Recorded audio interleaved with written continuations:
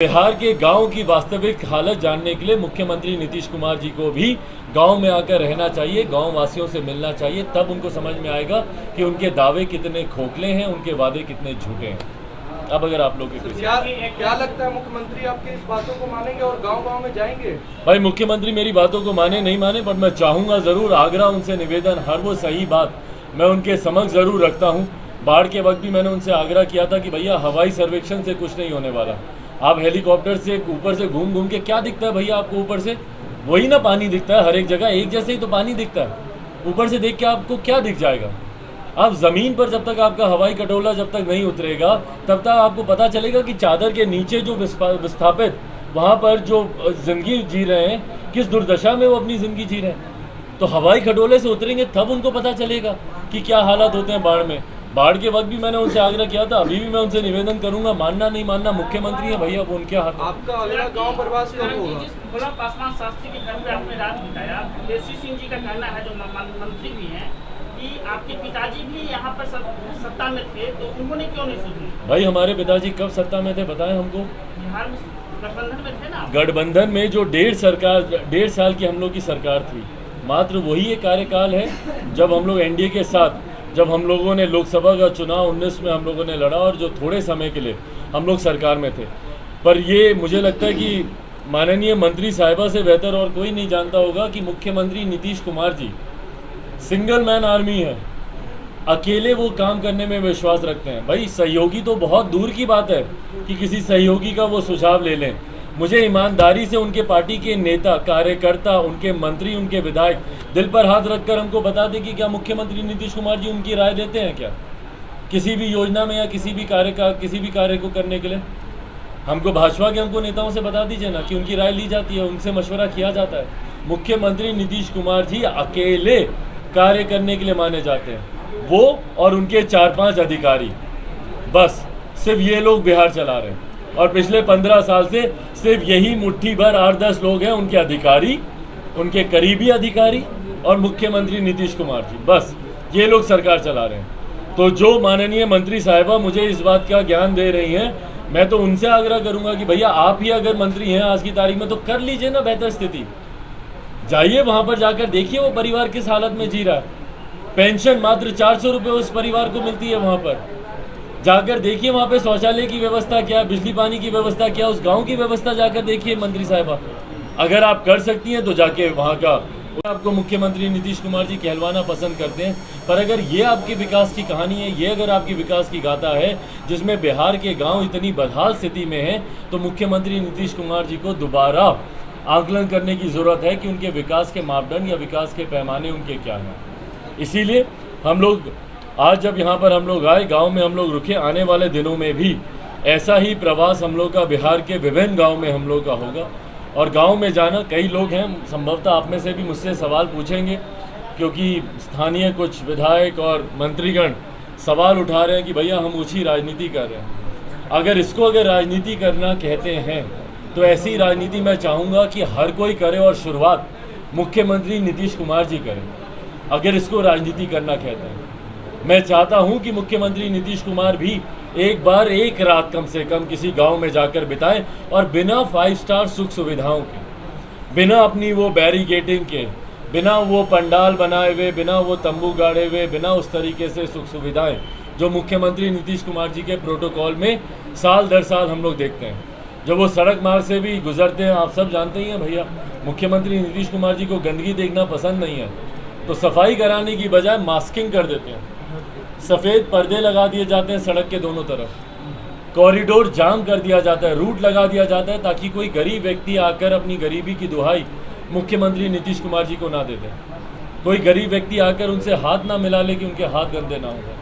कोई गरीब व्यक्ति अपनी प्रताड़ना, अपनी वेदना उनको ना बताए, क्योंकि मुख्यमंत्री नीतीश कुमार जी को फिर उस पर काम करना पड़ेगा और ये मुख्यमंत्री चाहते नहीं हैं। तो इसीलिए अगर कोई इसे राजनीति कहता है तो मैं चाहूँगा कि ऐसी राजनीति हो, लोग आएँ और गांव में कम से कम इनके मंत्री जाएं, विधायक जाएं, गांव में समय बिताएं, गांव वासियों के बीच रहें रात वैसे ही जैसे वो लोग रहते हैं। तब उनको पता चलेगा कि भैया क्या शौचालय की व्यवस्था है, क्या बिजली पानी की व्यवस्था है।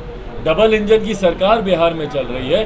केंद्र सरकार, बिहार की तो भूल जाइए, केंद्र सरकार की कौन सी योजना जो आप धरातल पर आप उतार पाए? प्रधानमंत्री आवास योजना के तहत यहाँ पर घरों के हालात देख लीजिए, किस जर्जर हालत में उन घर के हालात हैं। शौचालय, हमारे प्रधानमंत्री जी चाहते थे कि भैया बिहार के हर एक गाँव में शौचालय बने। शौचालयों की व्यवस्था देख लीजिए यहाँ पर क्या है, कहाँ पर शौचालय बने हैं और नहीं बने, और जो बने हैं वो किस तरीके से उनका स्वरूप है। तो ये तमाम बातों की जानकारी मुख्यमंत्री नीतीश कुमार को तब होगी जब वो गांव के जीवन से जुड़ेंगे। शहर में जिंदगी नहीं है।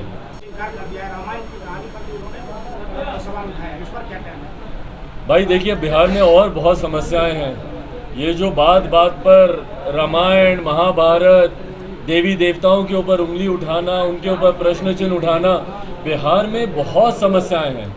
और सत्ताधारी जितने नेता हैं, मैं उनसे आग्रह करूंगा, विनम्रता से आग्रह करूंगा कि भैया हमें रोजगार दे दीजिए, हमें रामायण महाभारत से नहीं लेना देना। हमारी आस्था जिसमें है हम उस पर आस्था रखेंगे, विश्वास रखेंगे, बंद कमरे में नमन करेंगे, पूजा कर लेंगे, मंदिर चले जाएंगे, जिसकी जो आस्था है। आप हमको मत बताइए कि कौन सा किरदार था, नहीं था, कौन से भगवान देवी देवता थे, नहीं थे। जिसकी अपनी व्यक्तिगत आस्था है वो अपनी आस्था रखेगा। ना आपके कहने से वो नास्तिक बनेगा, ना आपके कहने से वो आस्तिक बनेगा। पर हमारी समस्याएं अलग है।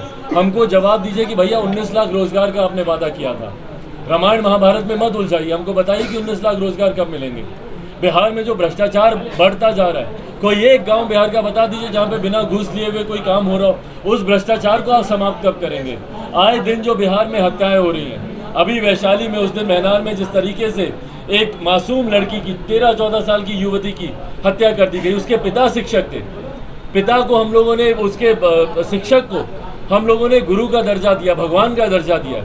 आप भगवान राम की बात करते हैं, भैया मैं उनको भी भगवान मानता हूँ जो शिक्षक हैं। उनको हम लोगों ने भगवान का दर्जा दिया। उनकी बेटी के साथ जिस तरीके से दुष्कर्म हुआ, उसकी हत्या कर दी गई, क्या उसकी आपने जांच करवाई? क्या दोषियों को सजा मिल रही है?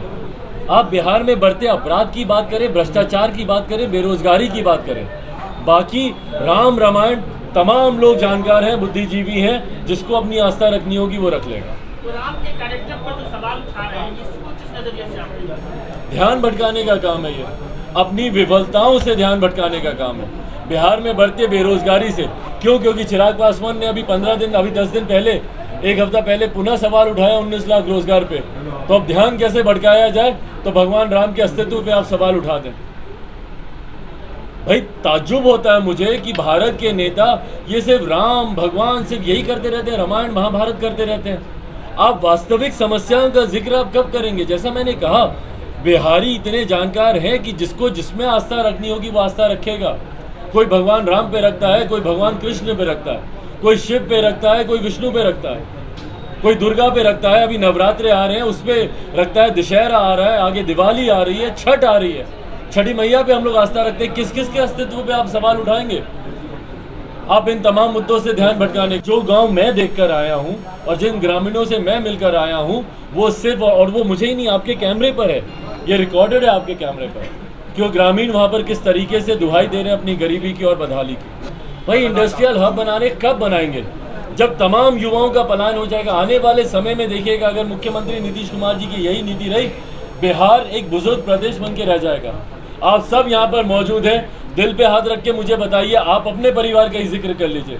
जैसे ही कोई परिवार सक्षम होता है, सबसे पहले वो अपने बेटा बेटी को बिहार से बाहर भेजता है, शिक्षा के लिए भेजता है, वहीं पर फिर वो रोजगार करने लगता है, वहीं पर घर खरीदता है, वहीं पर शादी करता है, बच्चे पैदा करता है, और बुढ़ापे में जब हम लोग की तबीयत खराब होती है तो अपने दादा दादी, नाना नानी, माता पिता को देखने आता है, हालचाल पूछने आता है। क्यों ये पलायन नहीं रुक रहा मुख्यमंत्री नीतीश कुमार जी से? क्यों? क्योंकि इनकी नीतियां ही ऐसी हैं। अगर आप उद्योग लगा रहे तो लगाइए ना उद्योग पर, आंकड़े तो बताइए कितने लाख रोजगार दिए। 19 लाख का आपका वादा था, आप उसका 50% भी करके बताएं तो मैं मान। Subscribe now and press the bell icon. Never miss an update.